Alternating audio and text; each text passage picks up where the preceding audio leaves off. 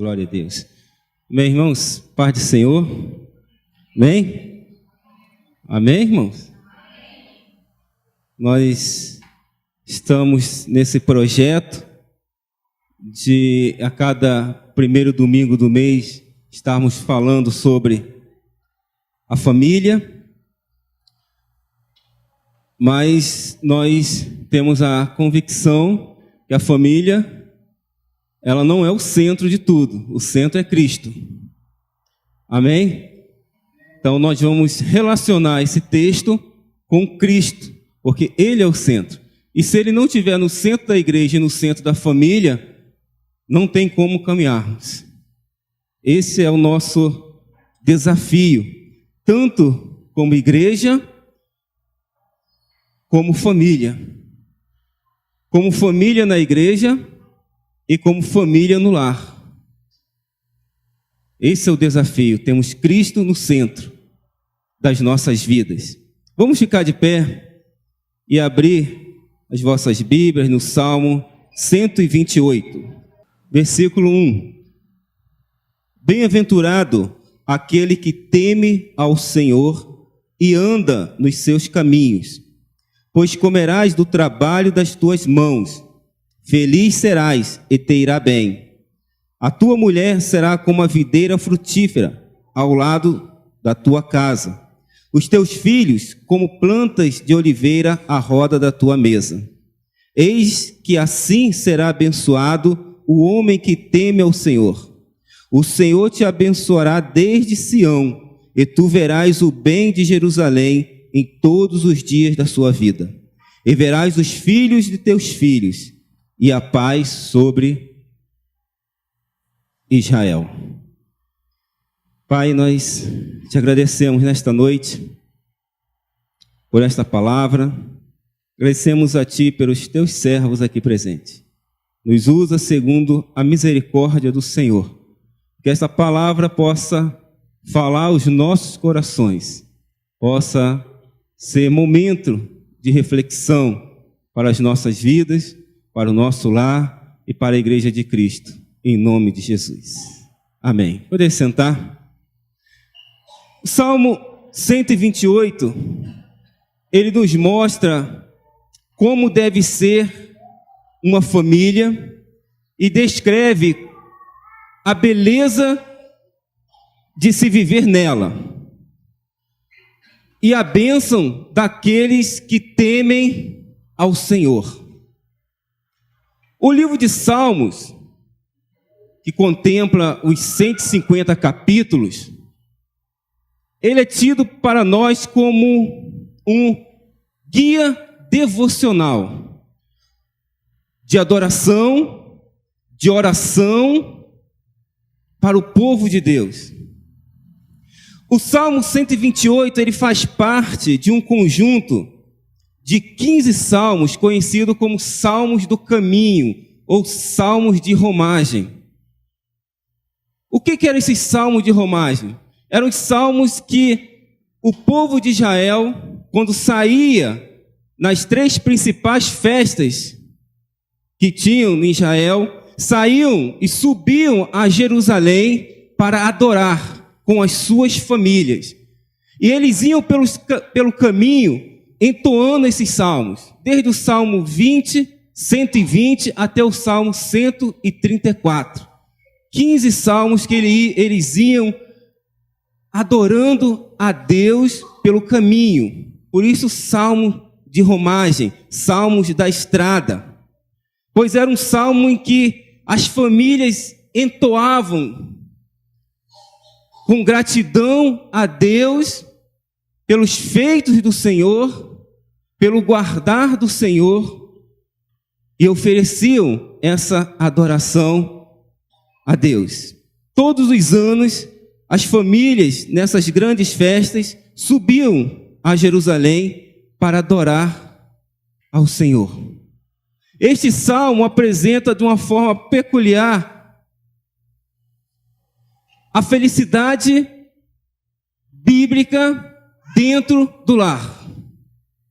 Não há nenhuma fórmula mágica para isso. A Bíblia não é uma receita de fórmulas mágicas em que você pega, trabalha e olha, vai dar tudo certo.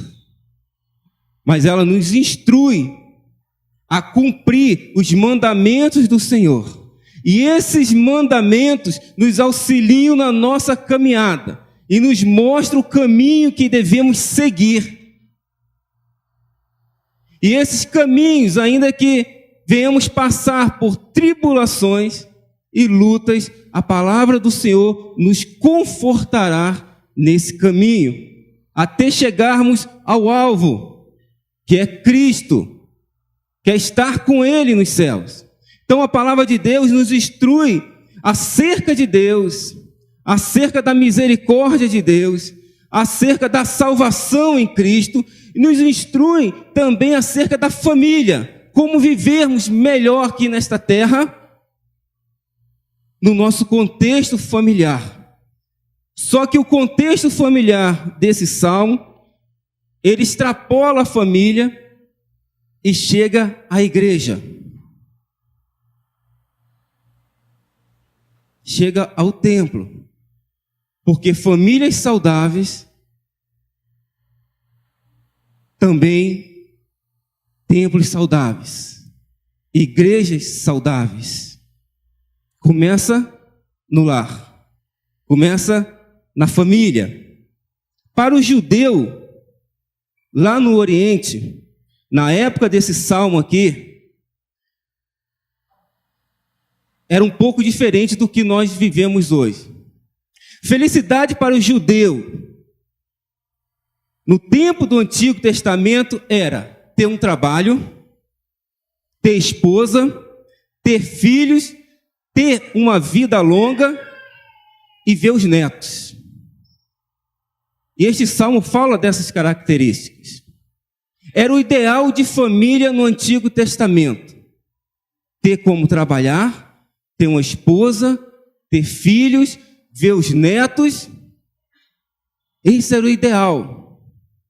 Hoje nós vivemos de uma forma um pouco no mundo ocidental diferente. Não temos tantos filhos como na época do Antigo Testamento. Porque no Antigo Testamento, filho era sinônimo de bênção. Quanto mais, melhor.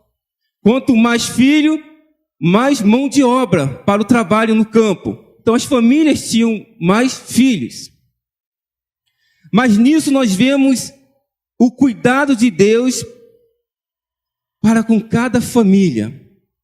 E isso nos dá esperança de continuarmos a nossa jornada. Ainda que no lar seja difícil a caminhada, e os casados conhecem muito bem, e os que estão para casar apreciarão no futuro, dificuldades nós temos em todos os momentos dos nossos relacionamentos. Mas a Bíblia deixa-nos princípios que Deus estabeleceu, ou parâmetros, para uma funcionalidade melhor no lar. Como eu trabalho o meu lar. Como eu vivo com a minha esposa, como a minha esposa vive comigo. Como eu vivo com os meus filhos.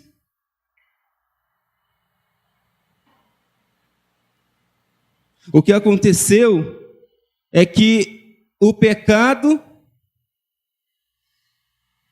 o pecado, o homem passou a seguir os seus próprios desígnios e se afastou daqueles padrões que Deus havia estabelecido. Cristo, a palavra do Senhor, nos mostra de novo esse parâmetro, nos traz ao centro, traz Cristo ao centro, para que possamos observar e vivermos uma vida melhor. Todo o nosso conforto doméstico e as misericórdias temporais emanam da benignidade de Deus. Irmãos, tudo que nós vivemos em nossas vidas emana de Deus, das misericórdias do Senhor. E o melhor que podemos fazer é retribuir, agradecidos a este Deus pelas misericórdias dele sobre nós e sobre a nossa família. O verso 1 desse salmo diz que bem-aventurado aquele que teme ao Senhor e anda nos seus caminhos. Temer, antes de tudo, não é ter medo. Temer é tributar respeito ou reverência a Deus. Temer não é ter medo. Porque quando nós temos medo de algo, nós procuramos não fazer alguma coisa em virtude de ter medo. Se você tem medo, os filhos têm medo dos pais. Então, quando o pai está presente, o filho procura não fazer nada errado, né? Porque o pai está de olho. O temor é diferente. O temor é cumprir os mandamentos, mesmo a pessoa não estando presente. Partindo desse princípio, você não pode, de maneira nenhuma, ter medo de Deus, só temor, porque Deus está presente em todo lugar e você não tem como fugir dele. Então, tema ao Senhor. Temer é reconhecer a sua soberania, a grandeza e entender que somos dependentes dele, que ele está no controle de tudo. Temor a Deus é um amor que gera respeito, honra e fidelidade. Quando a Bíblia fala em nós temermos ao Senhor, fala da nossa fidelidade a Deus, em cumprirmos os mandamentos dele, em vivermos em obediência a ele, cumprindo os parâmetros que ele estabeleceu para cada um de nós. O salmista fala de um homem que é bem-aventurado. E ser bem-aventurado, ser feliz e alegre, no contexto desse salmo aqui, é experimentado no convívio familiar. Se pegarmos apenas o versículo 1, não temos essa percepção, mas quando nós lemos todo o contexto do salmo e fazemos uma referência com o Salmo 127, que esse salmo aqui ele é atrelado ao 127, nós temos a convicção de que este homem que é bem-aventurado, que teme ao Senhor, ele é feliz e alegre ao temer o Senhor no convívio do seu lar, no convívio da sua família. Então não tem como ele ser feliz se não for temente a Deus. Irmãos, o contexto de felicidade em que o Salmo fala, não é o mesmo contexto de felicidade que nós vemos no mundo, logicamente. Que é um contexto muito raso. O contexto que o mundo tem de felicidade é se eu tenho algo e esse algo está me satisfazendo, eu sou feliz com esse algo. A partir do momento que este algo não me satisfaz, eu não tenho mais felicidade. E a nossa felicidade, a nossa alegria no Senhor não está sujeita a essas circunstâncias. Porque se a minha felicidade, a minha alegria, tanto na igreja quanto no lar, com o Senhor, estiver sujeita às circunstâncias que eu passar,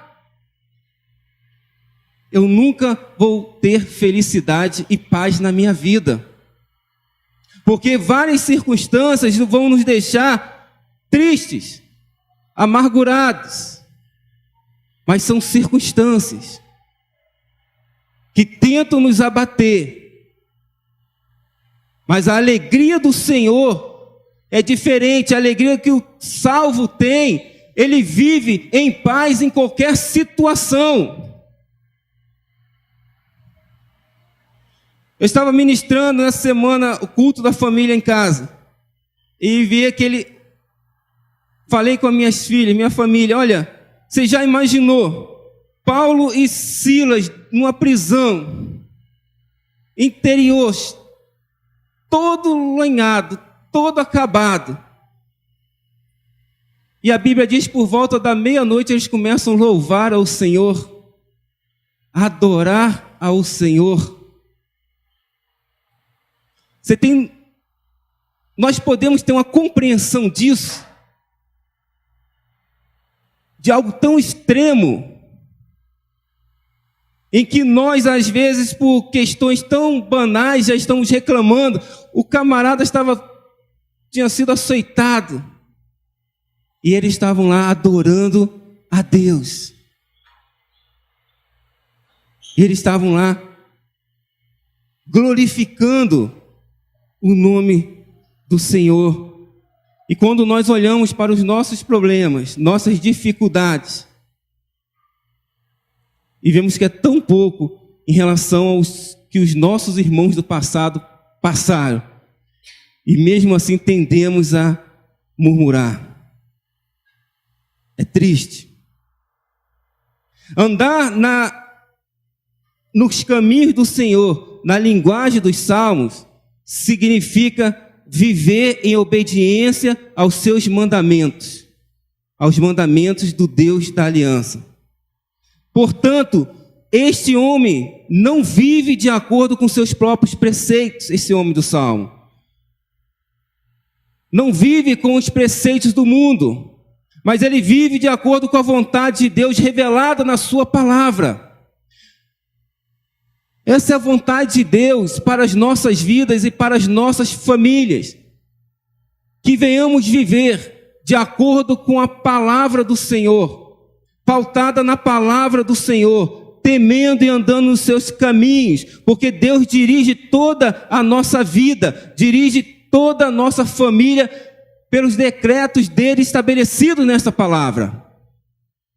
Irmãos, se sairmos da palavra, a tendência de errarmos o alvo é forte.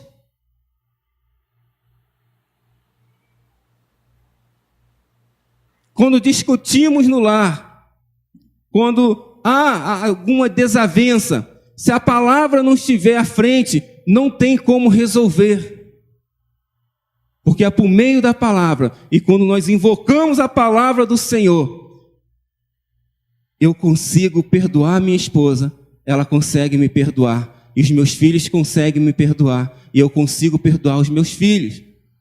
Porque a medida da palavra que Paulo fala do perdão em Efésios é que cada um perdoe, ou que um perdoe ao outro, com a mesma medida com que Cristo nos perdoou. Rapaz, é muito forte. Perdoe o seu irmão com a mesma medida em que Cristo vos perdoou. A palavra ela nos sacode, a palavra ela nos confronta. Partindo desse princípio, nós não temos autoridade nenhuma para dizer, olha, eu não consigo perdoar você.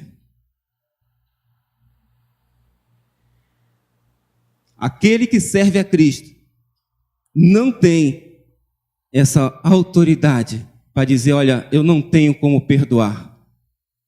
Porque se Cristo me perdoou, e a Bíblia diz que Ele me perdoou, eu era ainda pecador, perdido, acabado, e Ele me perdoou, mesmo que eu não tenha feito nada que pudesse chamar a atenção dEle, Ele me perdoou. E se você faz parte da família de Cristo hoje, porque recebeu esse perdão, a nossa obrigação também é perdoar.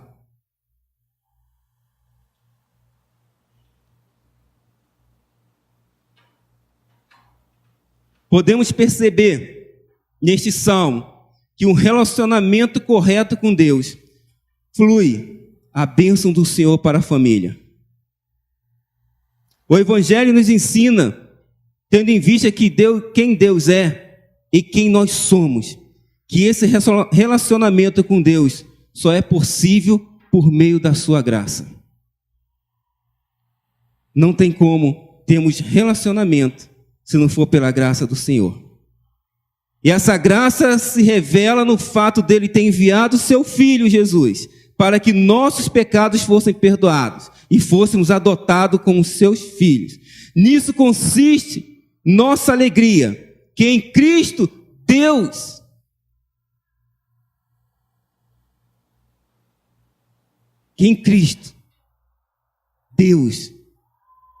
se revelou a cada um de nós, revelou os nossos pecados, revelou as nossas falhas e abriu o caminho para a nossa salvação. Agora, a salvação, ela é também não só para nós, mas para a nossa família. Para a sua família. E aí entra a questão do homem. A responsabilidade do homem no lar. Não existe a felicidade para o homem e para a sua família sem o temor do Senhor. E não existe temor do Senhor sem obediência aos seus mandamentos. E não existe obediência sem a cruz de Cristo, sendo o centro da sua vida. Sendo parâmetro. Só por meio de Cristo, que por nós desfez toda maldição naquela cruz, é que podemos experimentar a verdadeira felicidade proveniente de um relacionamento correto com Cristo nos nossos lares.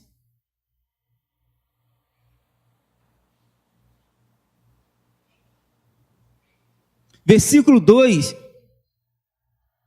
ele diz: pois comerás do trabalho das tuas mãos, feliz serás e te irá bem.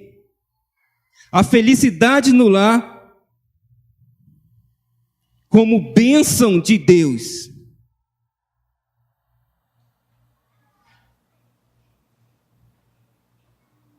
Agora, o que ele diz aqui? Que a felicidade do nosso lar é bênção. Agora, qual é a bênção? Qual é a abrangência desta felicidade nesse contexto desse salmo aqui?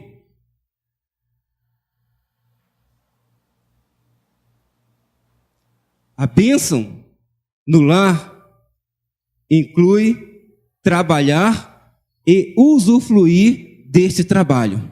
Olha o que o salmista diz: do trabalho das tuas mãos comerás. A imagem do homem abençoado por Deus não é de um homem ganhando na loteria ou ganhando a vida fácil ou achando um tesouro, mas ficando rico rapidamente. Mas a imagem de um homem trabalhador, um homem que produz, um homem que trabalha. As Escrituras nos mostram que este homem abençoado, mencionado no Salmo, é um homem que trabalha, é um homem que produz, é um homem que lidera o seu lar. É um homem que trabalha essa liderança, é um homem que é uma referência. Teme ao Senhor e anda nos seus caminhos. E comerás do fruto do teu trabalho. É um homem que tem a responsabilidade de trazer ao lar. Irmãos, no contexto bíblico, pelo menos 3 responsabilidades básicas o homem tem. O homem tem que ser o protetor, o homem tem que ser o provedor, e o homem tem que ser aquele cara que dá a direção, o ensino, a disciplina na família. E disso nenhum homem pode fugir. Então não case.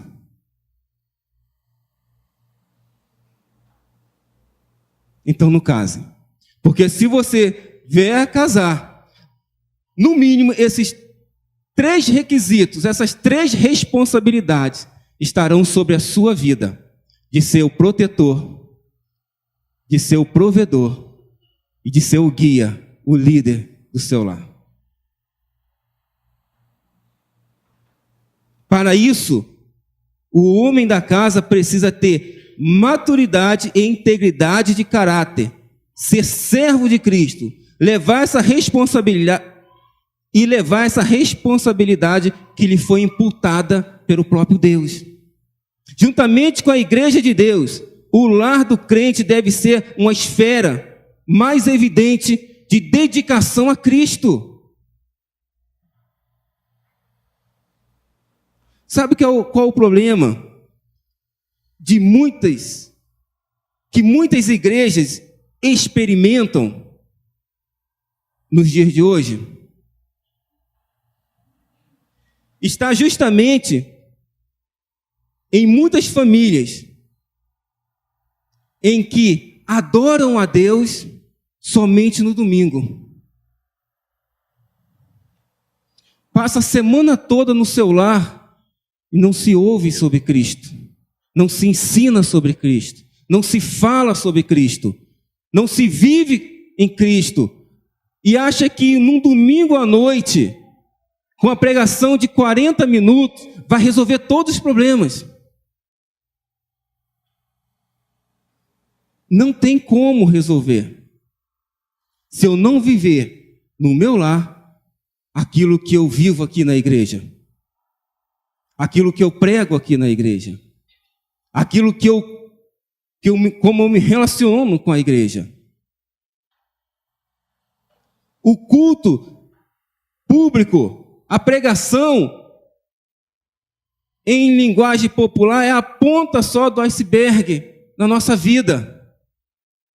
Porque se eu não dar essa continuidade no meu lar, não tem como eu chegar no domingo pronto para ouvir a mensagem. Se durante a semana eu ouvir tudo que não presta e que não tem relacionamento nenhum, relação nenhuma com a palavra do Senhor.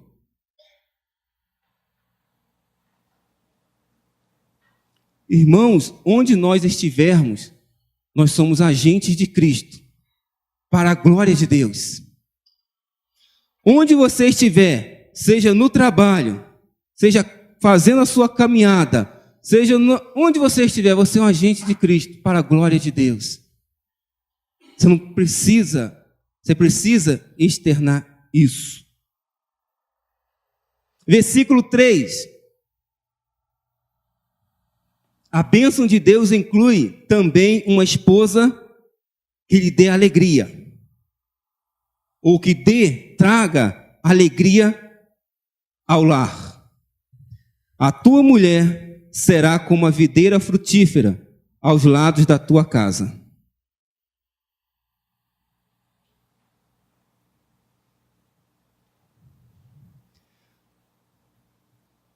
A esposa deste homem que o salmista nos diz aqui como bem-aventurado, que teme ao Senhor, é comparado a uma videira frutífera. Videira produz uva. Uva faz-se o vinho. Vinho no Antigo Testamento é alegria, regozijo. Toda vez que a Bíblia se refere a vinho no Antigo Testamento, está falando sobre a alegria do povo. Por isso que ela é comparada aqui à videira frutífera, ou aquela que produz alegria no lar. Aquela que produz uma dádiva de Deus, ou seja, alegrar o seu lar, alegrar o coração do seu marido. Essa é a imagem de uma esposa que é fonte de prazer e alegria ao marido, sendo-lhe dedicada e fiel.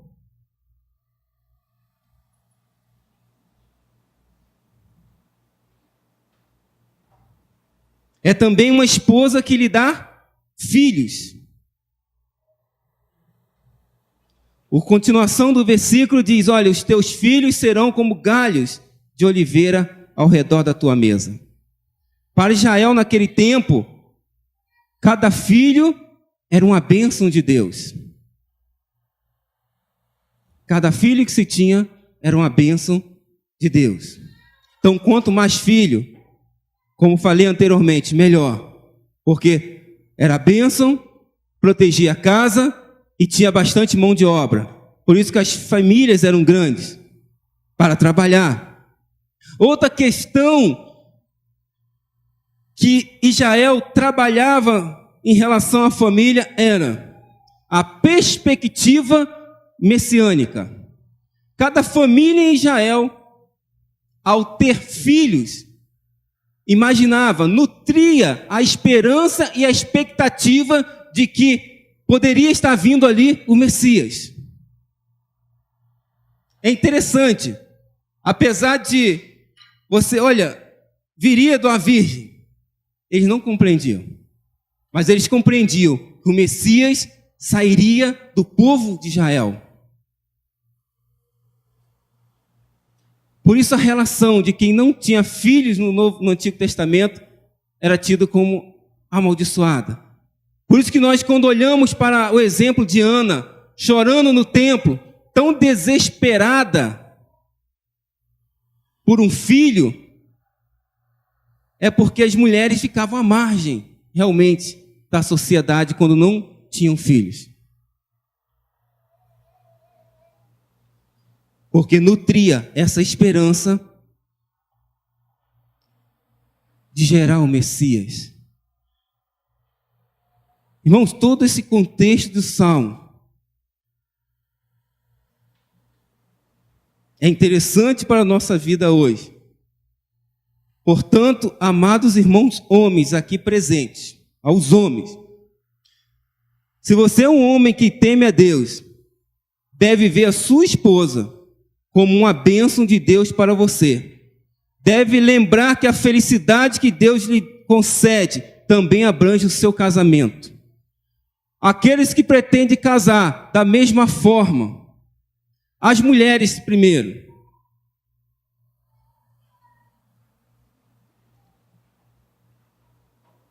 Eu tenho um livro já guardado. Está em PDF. Tenho 2 meninas.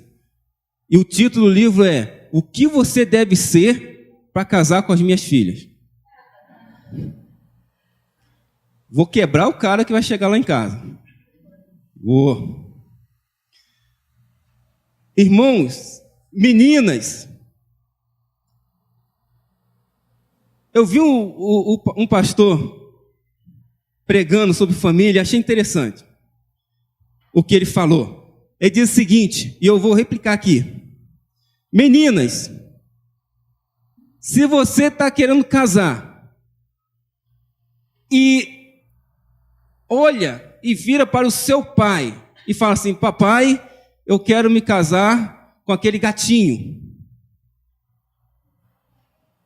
Aí ele diz assim, olha, o gatinho tem a fama de ser preguiçoso. Já viu o gatinho fazendo alguma coisa? Só fica lá no canto dele lambendo a pele dele, nem banho quer tomar. E arranha ainda, né? Meninas, olhem primeiro se o cara é trabalhador. O Salmo nos diz isso. Comerás do trabalho. Se não é um cara, desculpa a palavra, vagabundo, que não quer nada, vive às costas da família.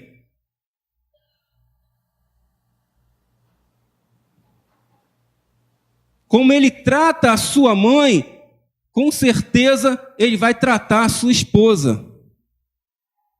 Se não houver respeito com a mãe, com certeza não haverá respeito com a sua esposa. Ah, pastor, mas ele é tão gatinho. Tem que ser gatinho, tem que ser homem. Tem que assumir a responsabilidade.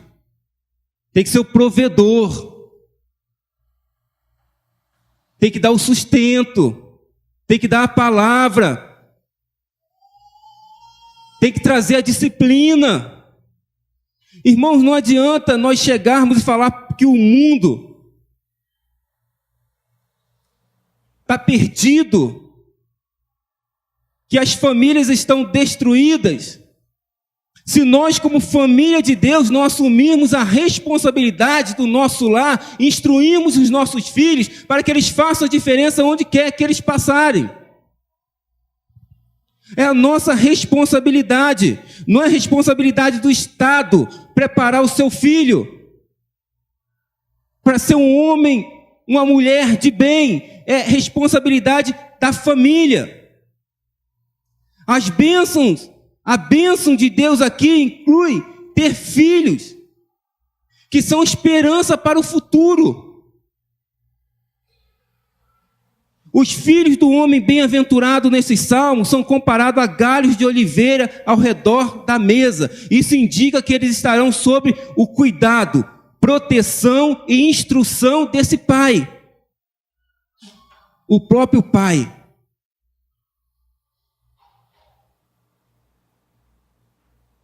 É o que vai nutrir esses rebentos.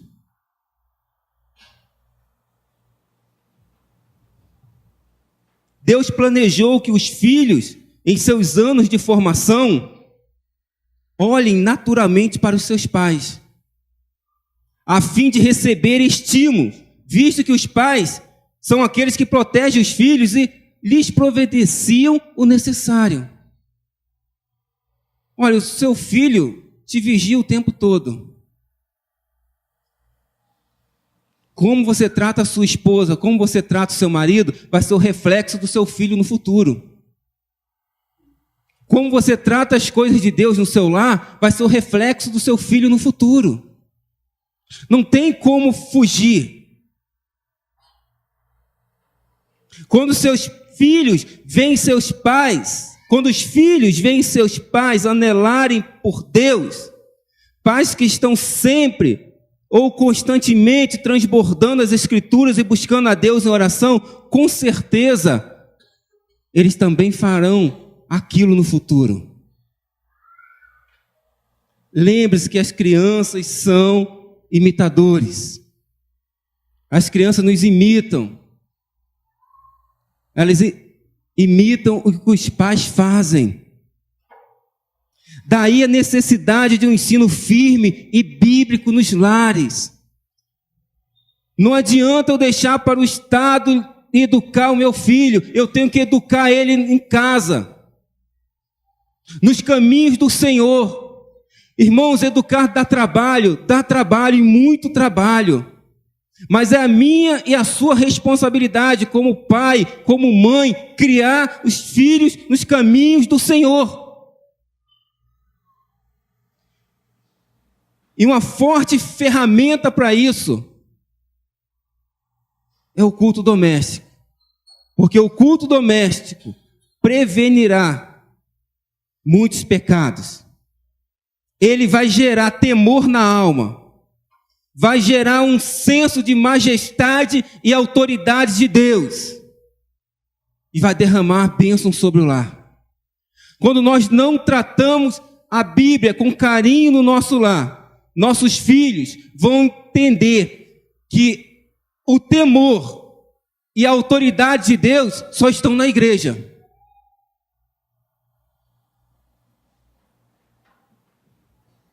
Quando eu chegar na igreja, eu tenho que cumprir tudo certinho, porque Deus lá está. Isso é fruto de pais que não ensinam seus filhos nos lares. Porque o temor não tem que estar somente, a reverência não tem que estar somente na igreja, tem que estar no lar.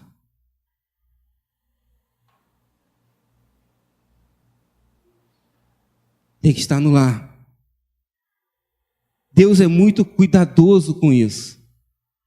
Salmo 78, versículos 5 a 7, ele diz assim: porque ele, Deus, estabeleceu um testemunho em Jacó, e pôs uma lei em Israel, a qual deu aos nossos pais, para que a fizessem conhecer a seus filhos, para que a geração vindoura a soubesse, os filhos que nascessem, os quais se levantassem e contassem aos seus filhos, para que pusessem em Deus a sua esperança, e se não esquecessem das obras de Deus, mas guardassem os seus mandamentos. O que ele está falando nesse Salmo 78? Olha, Deus estabeleceu a lei em Israel, E os pais, ensinem a seus filhos de que há um Deus poderoso que cuida de vocês. E estes ensinarão aos seus filhos. E assim sucessivamente. E assim a palavra de Deus vai se propagar. Se propaga primeiro no seio da família. O teólogo Dietrich Bonhoeffer, ele diz o seguinte: por meio do casamento, homens vêm a existir para glorificar e servir a Jesus Cristo, para o crescimento do reino. Isso significa que o casamento não se resume a uma questão de gerar filhos, mas também de educá-los, de modo a serem obedientes a Jesus Cristo. A nossa responsabilidade é muito grande diante de Deus, de criarmos os nossos filhos na admoestação do Senhor. Este homem, que o Salmo diz que teme ao Senhor e anda nos seus caminhos, entende essa responsabilidade e ensina os seus filhos no caminho do Senhor. Essa é a nossa responsabilidade diária como servos de Deus. É por isso que o casamento e família cristãos devem ser comprometidos com Jesus Cristo e sujeitos a Ele. Desse modo, Deus usa a família para glorificá-lo e contribuir para o avanço do reino. Ah, pastor, mas só eu, minha esposa, meu filho, ou só eu e minha esposa?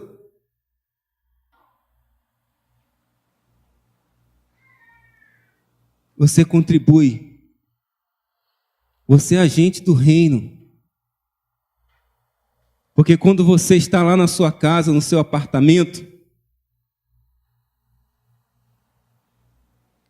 você está cultuando ao Senhor, com certeza os seus vizinhos vão estar ouvindo.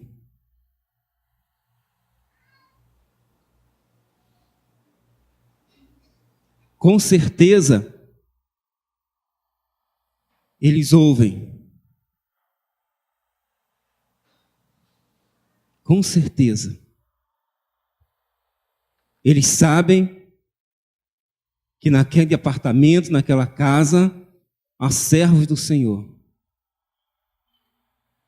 E mais cedo ou mais tarde, alguns batem a porta, pedindo ajuda. Sim ou não? Ou ninguém nunca bateu na sua porta? Batem. Porque quando eles veem as dificuldades, eles olham, olha, ali tem uma família de crente que serve a um Deus. Nem que ele entre lá para pedir uma oração, mas pede. Nem que encontre você no elevador, nunca falou com você, mas fala, pede a oração. Irmãos, nós somos luz nesse mundo. O Evangelho nos livrou do laço do pecado. Vivamos como os filhos da luz de Cristo. Assumamos as nossas responsabilidades diante de Deus. É isso que esse salmo nos incita. A vontade de Deus manifestada a Israel ainda é a vontade de Deus para o povo da igreja hoje. Os pais continuam com a incumbência e a séria obrigação de transmitir a herança religiosa aos filhos. Porque se você não ensinar em casa, aí sim o mundo lá fora vai ensinar.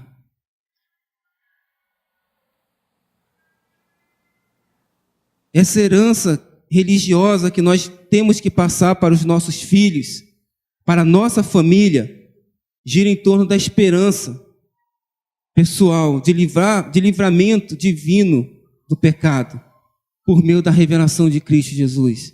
Não tem como fugir disso. Os pais cristãos devem aproveitar todas as oportunidades de tratar as questões fundamentais das doutrinas bíblicas e passar no seio da família a gratidão pessoal por tudo aquilo que Deus fez por meio de Jesus Cristo. Ensine seus filhos, sua esposa. Homens, assumam a responsabilidade da palavra, de ministrar a palavra no seu lar, de doutrinar o lar. Tem mães que não têm maridos, por algum motivo que seja, assuma essa responsabilidade. Se você não tem um homem em casa, é você sozinha com seus filhos, assuma, não deixe os seus filhos sozinhos, ensine-os no caminho do Senhor.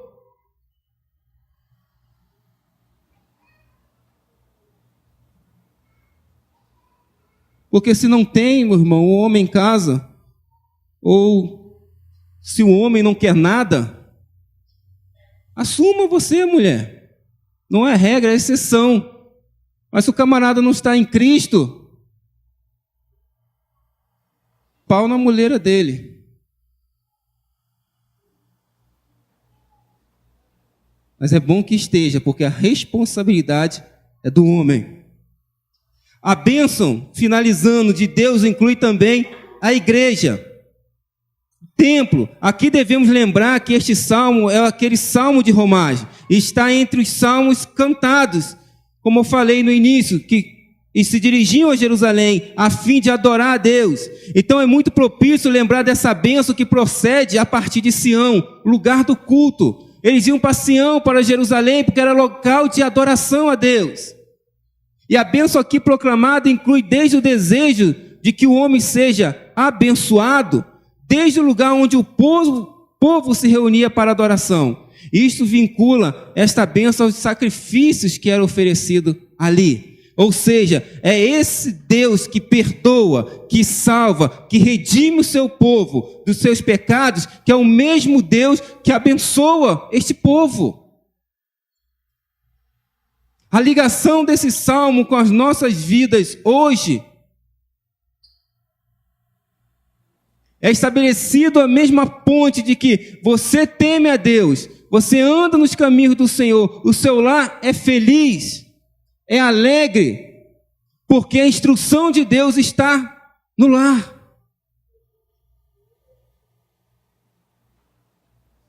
E ele conclui dizendo, essa bênção, esse desejo final com paz sobre Israel. A paz aqui resume todas as bênçãos de Deus. Deus é quem abençoa a igreja. A felicidade de uma família está intimamente ligada à piedade e à obediência a Cristo, do homem que governa o seu lar.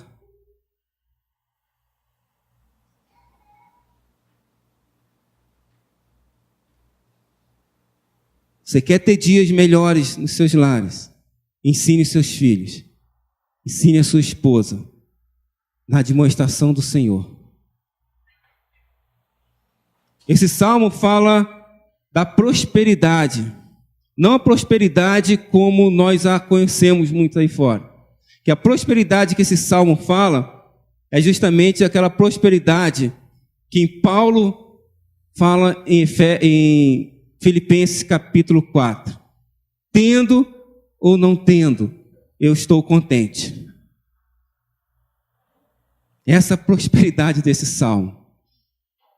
Porque se você for ver alguns estudos sobre esse salmo, vai falar de prosperidade. Mas não é essa prosperidade aqui. É a prosperidade que Deus abençoa. Sim, que Deus nos abençoa, mas com o fruto do nosso trabalho. Porque o nosso trabalho glorifica o nome do Senhor. O seu trabalho glorifica o nome do Senhor. E você tendo ou você não tendo, você vai adorar a Deus em obediência à sua palavra, em respeito à palavra do Senhor.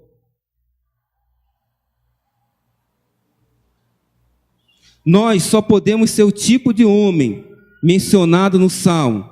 As esposas só podem ser uma alegria para os seus maridos. Os filhos só podem ser uma bênção e alegria para os seus pais, se Cristo for verdadeiramente o fundamento de nossa vida. E se Cristo verdadeiramente for o centro do nosso viver.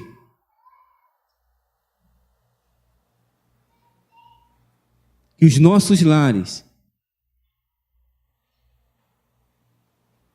respeitem e temam ao Senhor.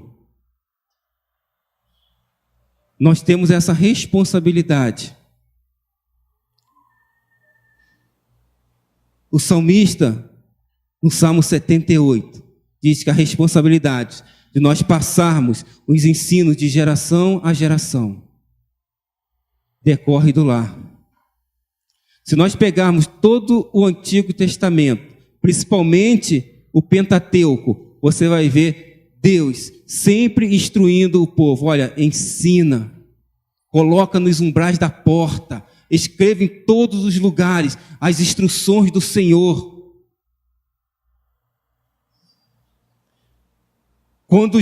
Quando Moisés passou o cajado para Josué, ele falou: olha, não aparte da sua boca o livro desta lei.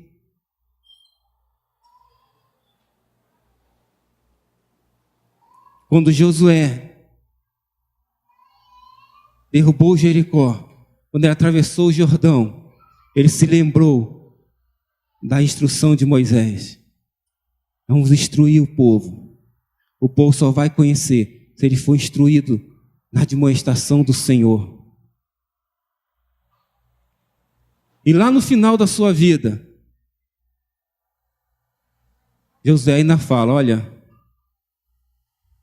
se vocês querem servir aos outros deuses, sirvam. Porém, eu e a minha casa serviremos ao Senhor.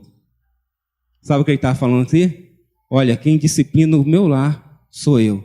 Eu e a minha casa serviremos ao Senhor.